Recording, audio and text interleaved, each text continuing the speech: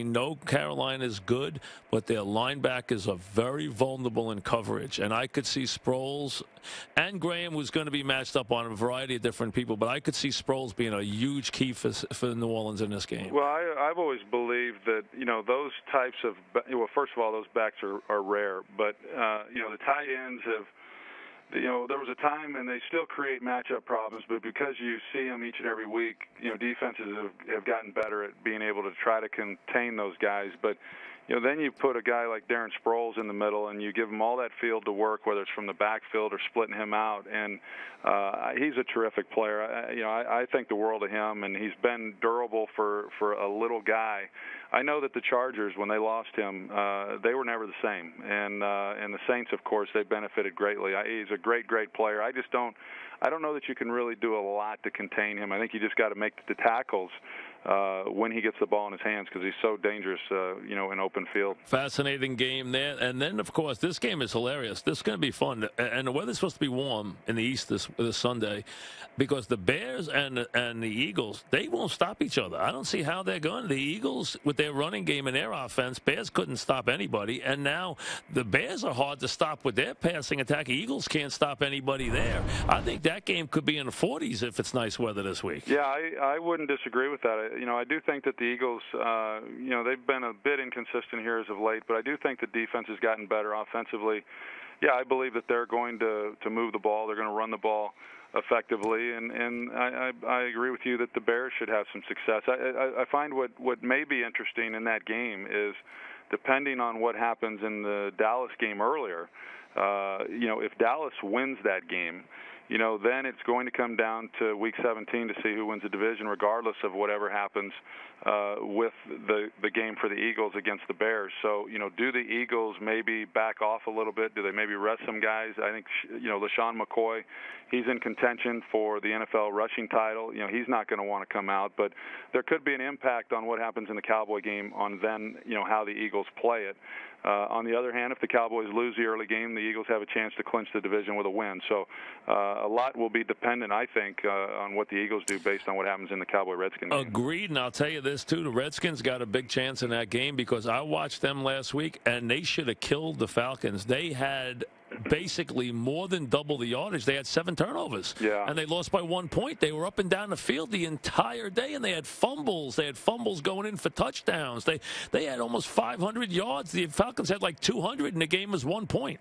Yeah, I didn't get a chance to see that 7 game, but turnovers. It sure looked like Kirk Cousins, he played well. He did. I think that game against Dallas, I expect Washington to play well. Defensively, they've had a lot of troubles for a number of years, but they have given Dallas some fits, and they've played them overall pretty well. And I think Washington is better this week in terms of playing the Cowboys with Kirk Cousins than they would be with Robert Griffin. Primarily, that's not anything negative about Robert Griffin. It really is the fact that Kirk Cousins is given an opportunity here to show that he can play in this league and kind of create some opportunities for him in the future. And he proved it last week. He played well, and I would expect him, of course, who hasn't played well against Dallas? But right. I expect him to come out and do a lot of good things in this game. And I think it's going to be a hard ball game for the Cowboys. I agree. I think it's going to be a tough game. And then I don't know if the Giants can mount anything against the Lions. The Lions have put themselves, and I have to admit, I did not think the Lions, who I thought were going to have a big bounce-back year,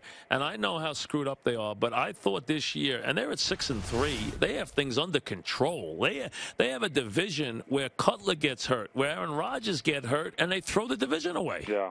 It's that division's a little bit like the NFC East. That if a team like Detroit, but man, if you can't really grab hold of the division in a year like this, when are you going to do it? Bingo. And, they play on Thanksgiving. They have a big win against the Packers. They look great doing it, and then they throw it away the next week with a lead against Philadelphia. And so yeah, every time Detroit looks like they're in a position to, maybe show some consistency or do some good things, they do what they've been, and that is be anything but consistent. And they've got to be better. They've got to be more consistent at the quarterback position. They've got to stop having untimely penalties.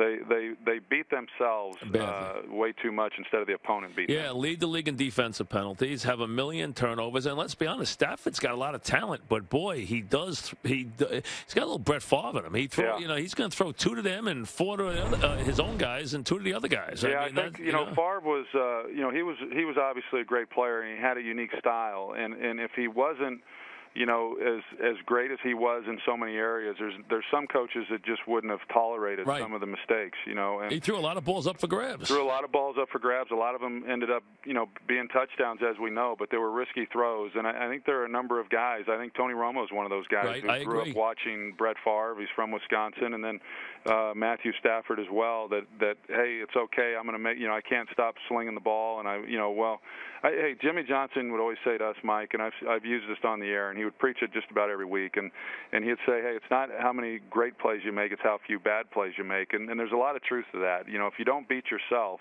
sometimes it's hard for the opponent then to beat you too, and you just got to go out there and you got to play smart. You've got to give yourself a chance to make big plays, but you can't continually beat yourself the way they have. Yeah, it is, and I tell you, and then Seattle just continues to just bounce along here, and I like what San Francisco is doing, kind of just going about their business, staying quiet, and probably knowing if they just stay quiet, they'll get their shot. And I just think, I think you're going to get up there and you're going to get a second round or a championship round, probably a second round where you're going to get the Niners in Seattle, because I think they need to play each other again this year. I think they're the best teams. Yeah, I think they are too.